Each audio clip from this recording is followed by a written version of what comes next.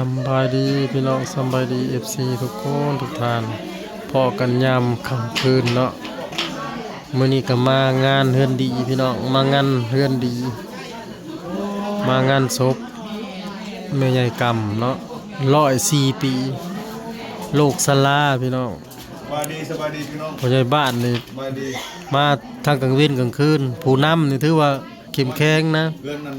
ไม่หักเลยได้เมียอยู่นี่แล้วเฮือนไม่หักบ่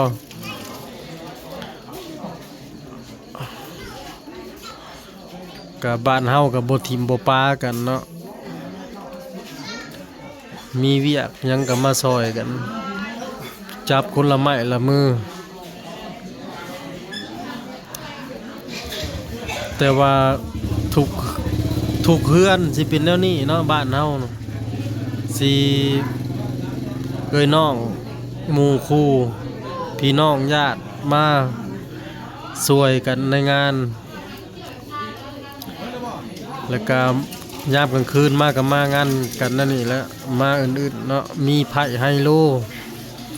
คันบ่ให้พวกนี้ลินคือสิบ่มีคนมา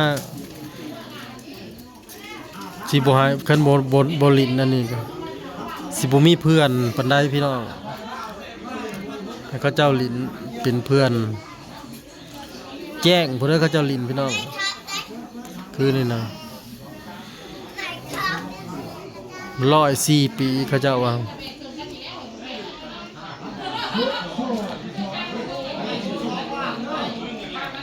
ก็มีงานแจกเขาวนำเนาะนำแม่ไล่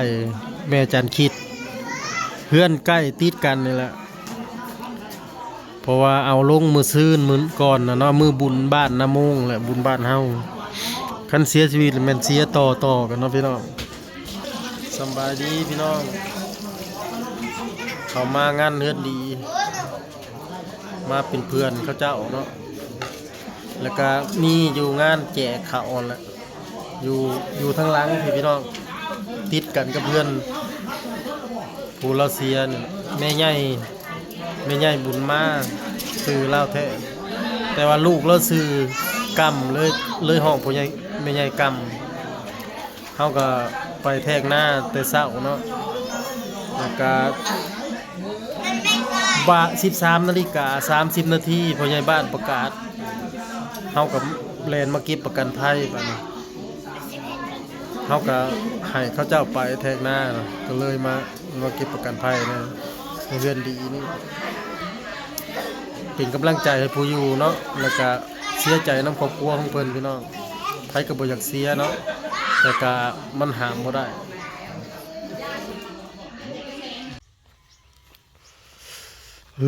หนาวพี่น้องตื่น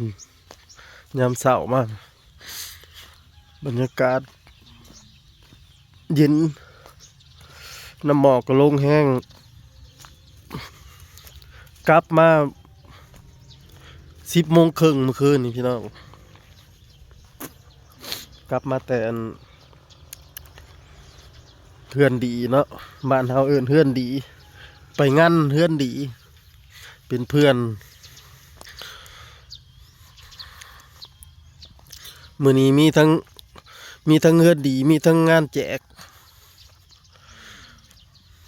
เป็นหมากแล้วมักทั่วพี่น้อง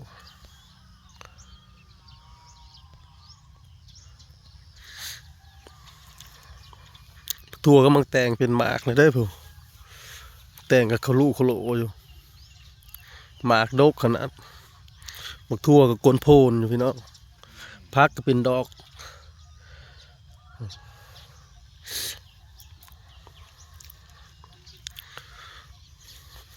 หมากโม่กับเป็นหมากไปแล้วมิติถาเลือกหมากอีกเทื่อนึงพี่น้องแล้วก็จบคัดหมากออกเพื่อสิใหญ่สำนีพี่น้องเลยเพื่อสิเป็นหมากก็เฮ็ดมานี่2 เดือนกว่าแล้วบอมพี่น้อง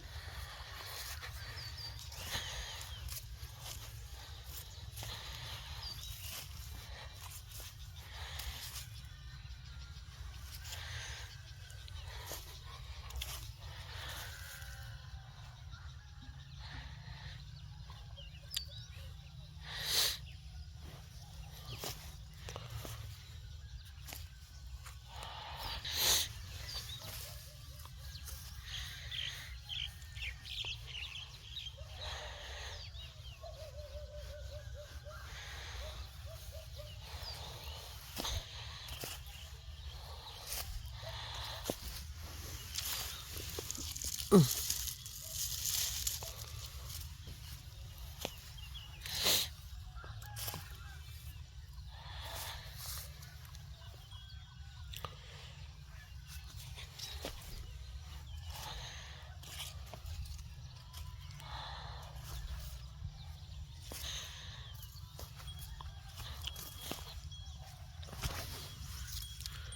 กน้อยมักใหญ่พี่น้องยังเหลือประมาณ1,000 คุ้มพี่น้องเหลือทั้งเหลือตายเหลือหยังน่ะเหลือมันกูดเหลือจักสีได้จักหมากเนาะ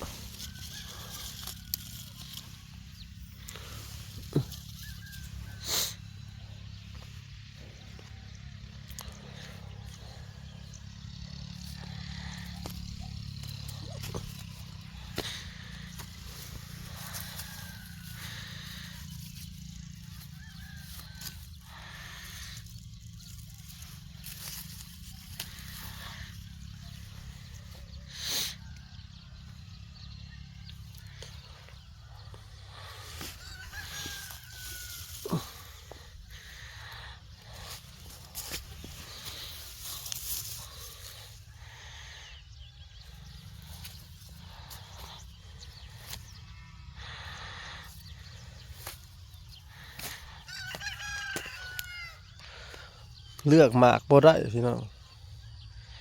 หมากโมนเก็บภาพไปเพียงสำนี้พี่น้องพอกันคลิปหน้าสบายดี